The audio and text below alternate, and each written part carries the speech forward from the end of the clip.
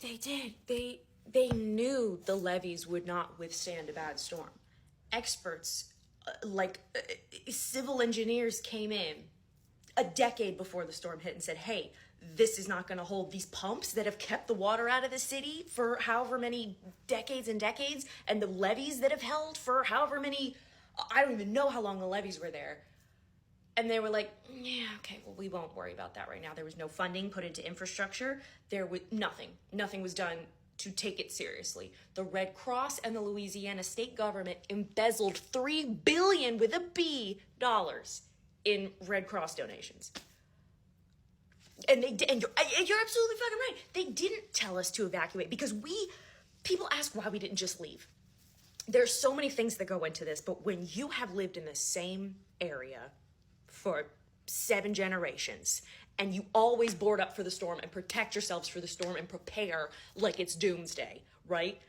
They told us, shelter in place. Do not leave, do not evacuate. Storm's not going to be that bad. Overnight, it turns, because when hurricanes hit land, they get weaker. Katrina was the anomaly. Katrina, the word they used was catastrophic. I can't, but it turned into a category 5. The biggest level of hurricane right before it hit land. And then there was a stampede. They said, get out of the city. You have to imagine New Orleans like New York. That's the only conceivable. It's a walkable city and there is no public transit. No public transit. No, like you say the streetcars, you're not getting anywhere on a fucking streetcar. It's the interstate's flooded. It was a bowl. We couldn't get in or out. Why do you live there? Why do you live in New Orleans?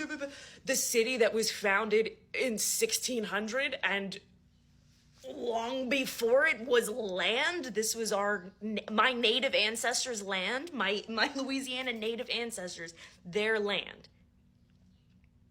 And the areas that my other ancestors who were enslaved or who were refugees, married and made homes and lived in those bayous and those swamps along that river. That's their livelihood. That is our livelihood. And they watched us die. They were like, okay, well, we're not going to offer you any. And that's why when people are like, okay, well, people are evacuating in Gaza. Do you have any idea how difficult it is to evacuate? Sure, I could grab my shit, I could get in the car and I could leave right now. I have a car. I have a place to go. Even that, you don't understand. And I need you to look up, if you don't know, look up what happened to the patients in Memorial Hospital during Hurricane Katrina, and you will never look at humanity the same way again. I'm telling you, I know people personally whose family members were in those hospitals and nursing homes I know people whose family members bones are still boarded up in those houses with the X's on them and stuff. Everything I see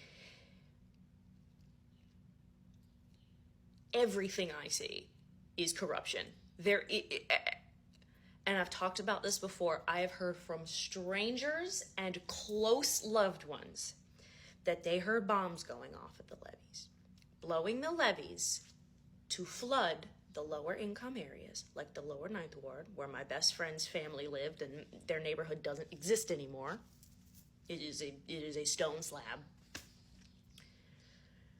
And it obviously saved the French Quarter and the Garden Districts, which are tourist areas. Think about why the tourist areas of New Orleans recovered so quickly.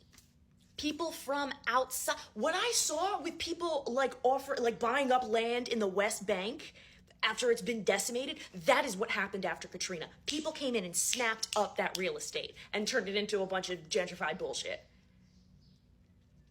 And people I know and love still can never go home because their home doesn't exist anymore. There are towns and cities that were wiped off the face of the earth.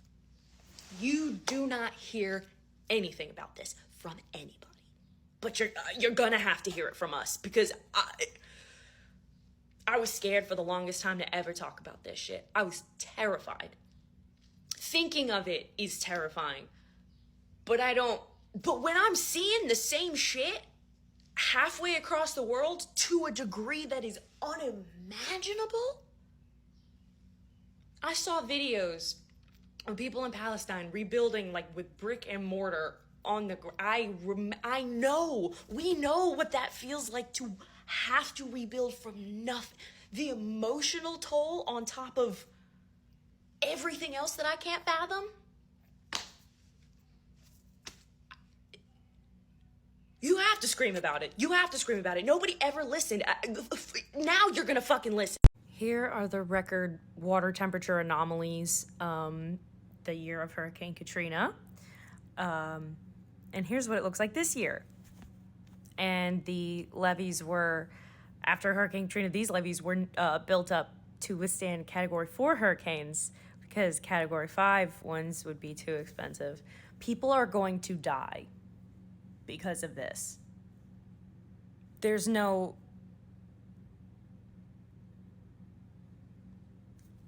What the fuck have I been saying? I posted a video about this the other day.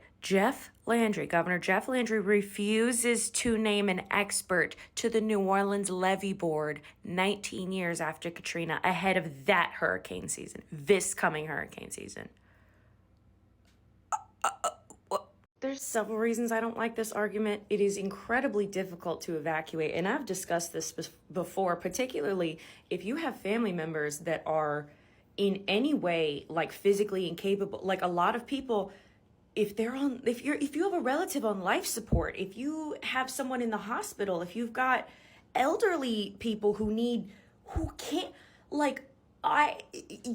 sit in a car, and also 3/4 of people in New Orleans do not have a car. The roads are not made for evacuations. Everything about our infrastructure hinders us. And there's a lot of people who, like my family members included, had been in the same house for decades and boarded up and like prepped like it was doomsday, got sandbags, got all the water and non-perishables and hunkered down. But there are so many extenuating circumstances that go into this. It is not as simple as drop everything and go. For some people, you can, and that's great. But you have to, what if every hotel around for miles is booked? That's what happened during Katrina. Some people have nowhere to go, no money there is no reliable public transportation in most of the South, in Louisiana as a whole.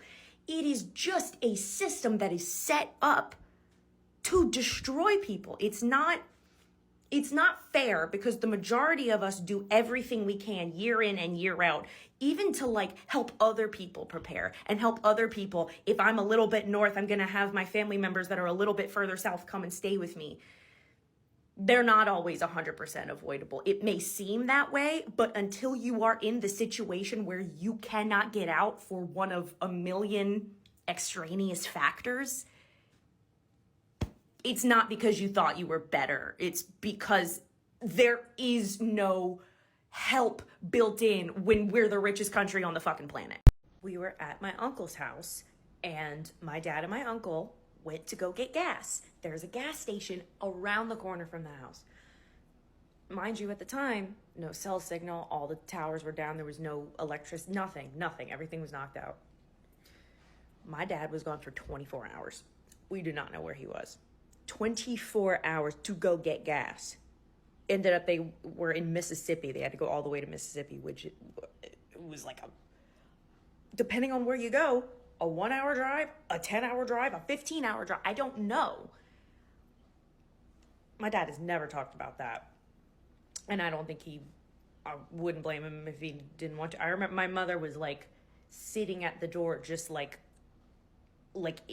in shock. It was horrifying. And we evacuated. You know what I mean? This is not like, all right, you're out of the direct range, nothing's gonna happen to you.